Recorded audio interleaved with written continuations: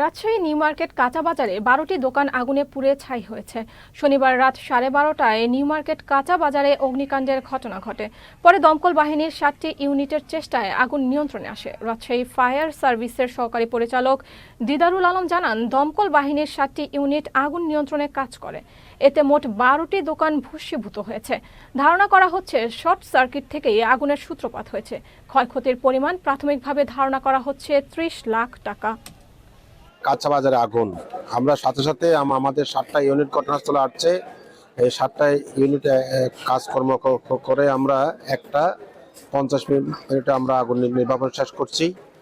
তো এখানে আমরা দেখলাম যে 12টা কাঁচা দোকান, 10 ফিট বাই 12 ফিট পরিমাপের 12টা দোকান আগুনে ক্ষয়ক্ষতি হয়েছে। তো এখানে আনুমানিক ক্ষয়ক্ষতি 30 লক্ষ টাকা মতো হতে পারে। এবং আগুনের অগ্নিকাণ্ড আমরা যা শুনেছি, দেখেছি, জানছি, আমরা বিদ্যুতের শর্ট সার্কিট থেকে আগুনের সূত্রপাত এটাই।